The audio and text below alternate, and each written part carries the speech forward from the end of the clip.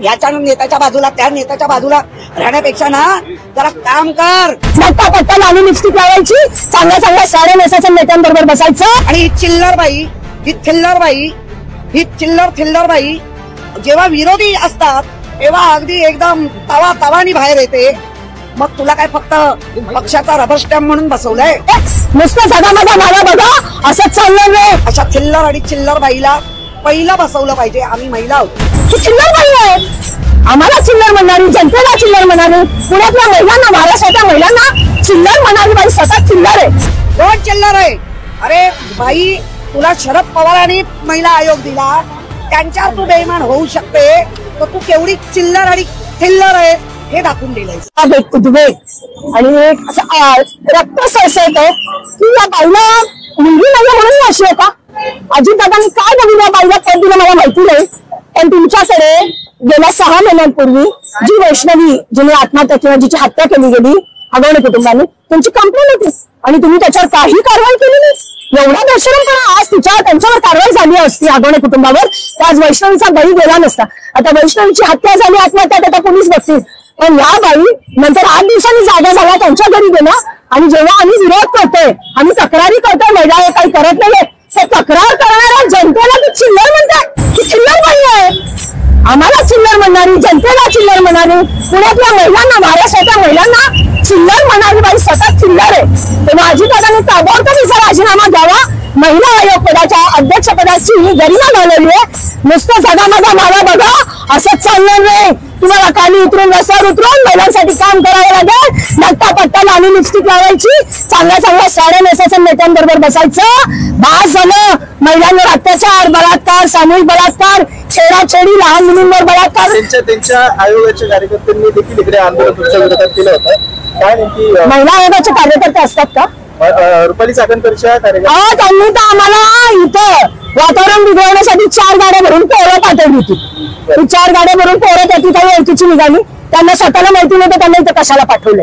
म्हणजे तुम्ही एवढा घाबरला तुमच्या आंदोलनाला?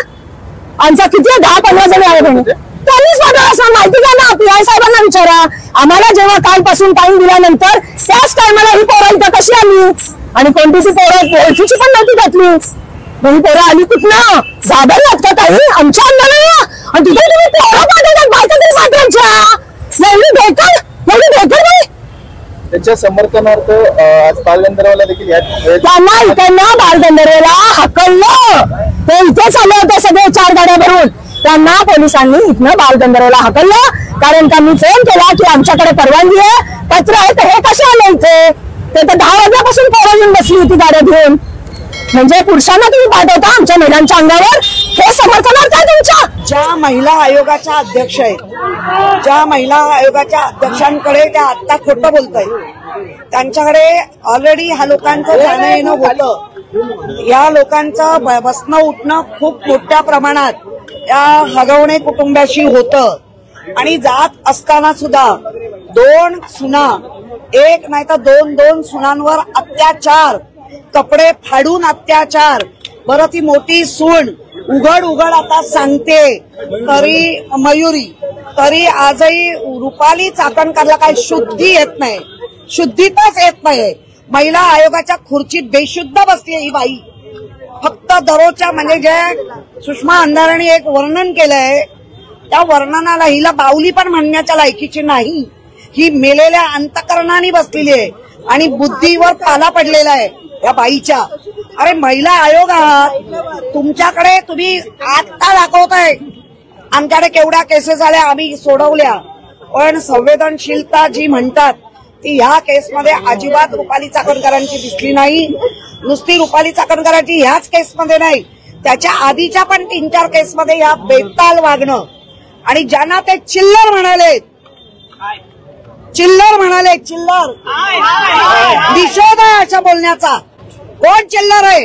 अरे बाई, तुला शरद पवारांनी महिला आयोग दिला, त्यांच्यावर तू बेईमान होऊ शकते, तर तू केवढी चिल्लर आणि थिल्लर आहे हे दाखवून दिलंयस. आपण पाहिलं असेल तर याआधी देखील अनेक महिला आयोगांकडे केसेस केल्यात, पण त्याचं कुठेही काही झालं नाही असं समोर येतंय. हो, तेच आमच्या सुषमा अंधारेंनी सांगितलं. मेकअप करण्यात तिला किती वेळ जातो, बाकी सगळ्या ह्याच्यामध्ये तिथं वेळ जातो. खुर्चीत फक्त खुर्ची स्वतःच्या मोठेपणासाठी मिरवण्यासाठी त्या बाईनी खुर्चीत बसले, पण खुर्चीला अपेक्षित काम की ज्या आपल्या माता भगिनी ज्या तुमच्याकडे मदत मागायला येत आहेत किंवा मदत नाही मागितली आणि कळलेलं असूनही केलं नाही, आणि म्हणून अशा बाईकडे राजीनामा घ्या नाही, मागून तिला बसवा आणि चांगली तत्परतेने काम करणारी बाईला बसवा. कारण हा महाराष्ट्र आहे, हा संतांच्या भूमीचा महाराष्ट्र आहे, हा जिजाऊंचा महाराष्ट्र आहे. त्यामुळे कशा संवेदनशील महिला असल्या पाहिजे हे आपल्या अख्ख्या महाराष्ट्राने आतापर्यंत पाहिले आहेत. पण ही बाई चिल्लर आहे, ही बाई चिल्लर आहे, ही दुसऱ्याला बोलते. त्यामुळे मला असं वाटतं अशा चिल्लर आणि चिल्लर बाईला पहिलं बसवलं पाहिजे. आम्ही महिला आहोत, मी तुमचा आदर करतो, म्हणजे महिलांचा आम्ही आदर करतो, पण मग वैष्णवीचं बाळ 10 महिन्याचं बाळ जेव्हा दुसऱ्यांच्या घरी गेलं आणि ते देत नव्हते, तो चव्हाण तुमचा कोण लागतो? तो चव्हाण तुमचा कोण लागतो? त्याला का वाचव? आणि ही चिल्लर बाई जेव्हा विरोधी असतात तेव्हा अगदी एकदम तवानी बाहेर येते. मग तुला काय फक्त पक्षाचा रबर स्टॅम्प म्हणून बसवलाय? महिला आयोगाची तू अध्यक्ष आहेस, तर तुला रबर स्टॅम्प म्हणून बसवलाय काय? आज सगळे प्रश्न अजित पवारांना पण विचारतायत, पण त्याच्यापेक्षा हिची जास्त जबाबदारी आहे. ही थिल्लर आणि चिल्लर बाई एवढ्या छावा संघटनेचे लोक तिला विचारत असताना, इतर लोक विचारत असताना ती सांगते हे चिल्लर प्रश्न मी घेणार नाही. म्हणून असल्या थिल्लर बाईला पहिलं खुर्चीवरनं हटवा. तुम्ही हट्टवादी किती असलात तरी महाराष्ट्र थुकतोय तुमच्या या कारकिर्दीवर. तुमची कारकीर्द थुकण्यालायक केली आहे तुम्ही. त्यामुळे मला असं वाटतं नुसतं दुसऱ्या रुपालीनी जे काम केलं धाडसानी, त्या रुपालीचं कौतुक आहे. ठोंबरेचं तिने बाळ आणून त्या आजी आजोबांच्या सुपूर्द केलं आणि ही सांगते ती माझ्यावर जळते. अगं चिल्लर बाई, फक्त मेकअप लावून ह्याच्या नेत्याच्या बाजूला त्या नेत्याच्या बाजूला राहण्यापेक्षा ना जरा काम कर. महाराष्ट्र तुझ्याकडे काम मागताय, महिला न्याय मागतायत, ते न्याय द्यायचा सोडून नको ते चिल्लर साली. छळ होत आहेत, मात्र हा छळाचा प्रकार म्हणजे महिलांवरती होत असलेले अत्याचार आता हे कुठेतरी दर दिवशी 32चा आकडा अधिक देखील. काय सांगाल? अशा चिल्लर आणि थिल्लर जर अध्यक्ष बनत असतील या महिला आयोगवर, तर हे प्रसंग 32 आहेत, 72 व्हायला वेळ नाही लागणार.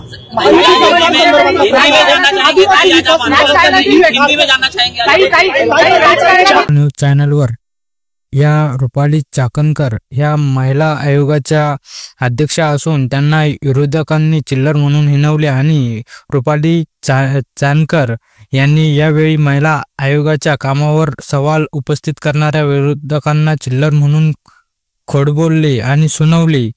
आणि राज्यभरात हुंडबंदी विरोधात कायदा अस्तित्वात आहे, गर्भलिंग निंदनाचाही कायदा आहे, त्यानंतरही असे गुन्हे का घडतात? नागपुरातील काल हुंड्यासाठी एका महिलेने आत्महत्या केली. ही हुंडा मागितल्याने मुली आत्महत्या करत आहेत. हे सर्व महिला जनांनी त्यांना संबोधले आणि त्यांना प्रत्युत्तर देत त्यांनी आता ठामपणे एक महत्वाचा विषय धरून बसल्यात की चिल्लर हा शब्द रुपाली चाकणकर यांनी वापरायला नको होता, तर परंतु या विरोधात त्यांनी आता ठोस असा पाऊल उचललेला आहे. आणि मित्रांनो, आपल्यालाही काय वाटतं तर आपल्या कमेंट बॉक्समध्ये नक्की नोंदवावं आणि लाईक, कमेंट, शेअर जास्तीत जास्त हा व्हिडिओ शेअर करावा. धन्यवाद.